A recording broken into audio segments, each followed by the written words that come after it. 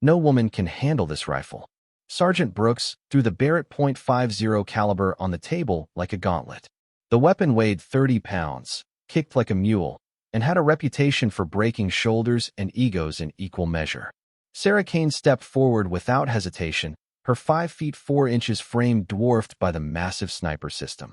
The entire unit laughed, until she chambered a round and asked for targets they'd never attempted. What happened next in the Nevada desert would haunt every man who doubted her and create shots that defied physics itself. This is the story of how one woman turned mockery into legend, and why the Barrett .50 caliber would never be the same weapon again. Because sometimes the most dangerous thing you can do is underestimate someone who's been waiting their whole life to prove you wrong. Before we dive into what unfolded that day, I want you to know something. Stories like Sarah's don't make it into official reports. They get buried under classifications and forgotten in the shadows of what really happens when precision meets opportunity. But they matter because they remind us that strength isn't always what we expect it to look like. If stories like this move you, hit that like button and subscribe, because there are more quiet legends out there than you might imagine. Fort Carson's advanced marksmanship training facility buzzed with the kind of tension that comes before someone gets humiliated. The summer heat shimmered off the concrete as 12 elite marksmen gathered around what looked like a public execution waiting to happen. Sergeant Mike Brooks stood at the center, arms crossed, wearing the expression of a man about to deliver an expensive lesson. Sarah Kane had arrived that morning with paperwork that raised eyebrows and questions no one was authorized to ask. Her transfer orders bore signatures from departments that didn't officially exist, and her file contained more redacted sections than actual information. But what everyone could see was obvious. 5 feet 4 inches, maybe 120 pounds soaking wet, with the kind of quiet demeanor that screamed desk job rather than combat zone. The Barrett M82, a 1.50 caliber sniper rifle, dominated the equipment table like a sleeping predator. 57 inches of precision engineering that could punch through armor plating at distances that tested the limits of human capability. Most soldiers required months of conditioning just to fire it accurately without injury. Brooks had been waiting for this moment since Sarah's assignment came down from command. 3 tours in Afghanistan, 2 Purple Hearts, and 15 years of watching tough guys discover their limits the hard way had taught him that some lessons needed to be delivered with maximum impact. Staff Sergeant Martinez leaned against the observation post, shaking his head.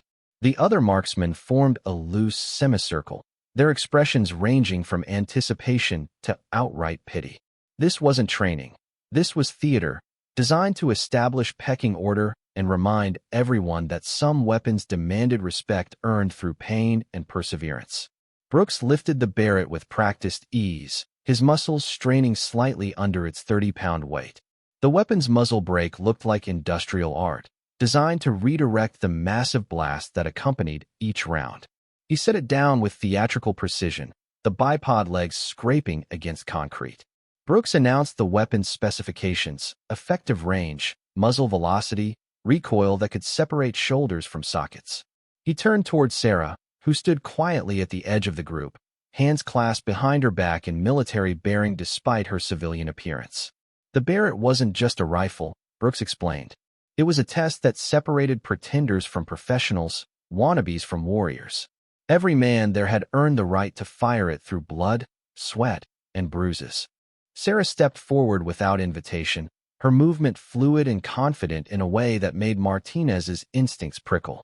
Something about her approach suggested familiarity rather than curiosity. She asked about Brooks's farthest engagement, 1,600 meters in Kunar Province. Then she asked about the targets painted on distant ridgelines at 2,200 meters, the ones no one mentioned in reports. The silence was absolute. Every marksman knew about those targets, steel silhouettes positioned at aspirational distances. In 3 years, no one had successfully engaged them.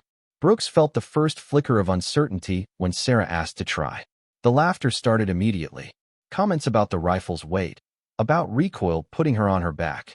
But Martinez noticed something others missed. Sarah approached the Barrett with casual familiarity, like greeting an old friend.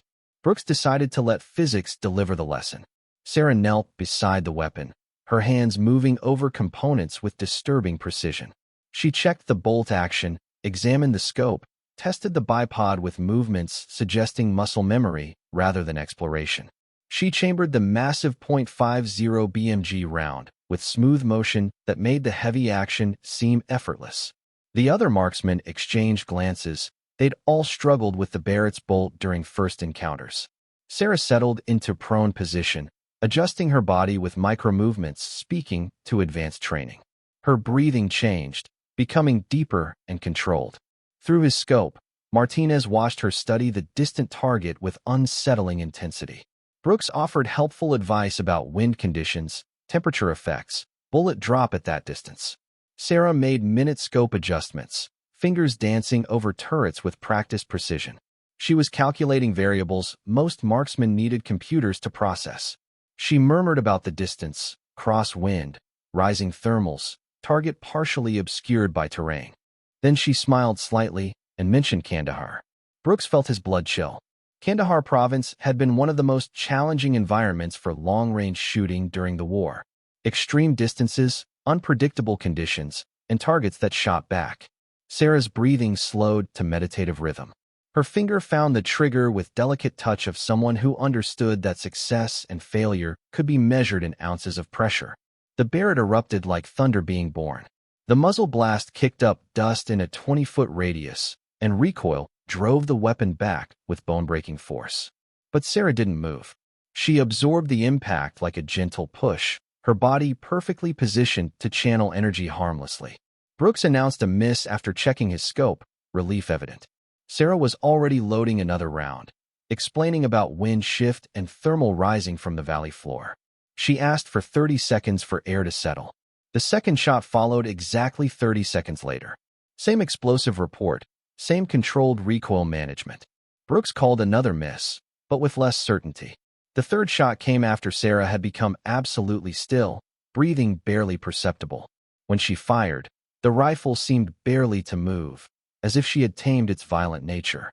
Through his spotting scope, Martinez saw the distant target ring with unmistakable impact. The steel silhouette at the extreme edge of visibility had been hit dead center. The silence was broken only by the ringing echo carrying across the desert like a bell announcing the impossible had become reality. Brooks grabbed his own scope frantically. The target showed clear evidence of impact. A .50 caliber round had found its mark at a distance most considered beyond effective range. Sarah stood, shouldering the Barrett casually. She mentioned the weapon was zeroed about 2 minutes left and might need checking. When asked where she'd learned to shoot like that, Sarah replied it was in places that don't exist, against people who aren't supposed to be there. The shots weren't in any manual because they came from experience you couldn't get in training, when failure meant your team didn't come home. Brooks asked about her background. Her file didn't show advanced marksmanship training. Sarah's smile was cryptic. Her file showed what it was supposed to show. What mattered was whether they'd learned something. The truth dawned on the assembled marksmen. They weren't looking at a lucky novice. They were witnessing someone whose skills had been forged in circumstances none could imagine. Over following days, Sarah's presence transformed the unit's approach to long-range shooting. Her unconventional but devastatingly effective techniques challenged everything they thought they knew about precision marksmanship. She taught them to read environmental conditions like a language, find stability in impossible positions, and trust calculations beyond established doctrine. More importantly, she taught them that assumptions about capability based on appearance were dangerous. Strength, skill, and lethality came in forms that defied expectation.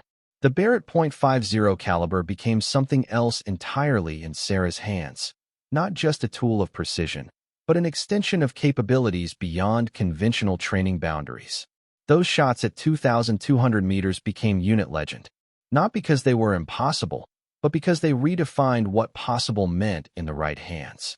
This story reminds us that expertise doesn't always announce itself with credentials or conform to expectations. Sometimes the most dangerous underestimation is assuming we know someone's limits before they've shown us there aren't any.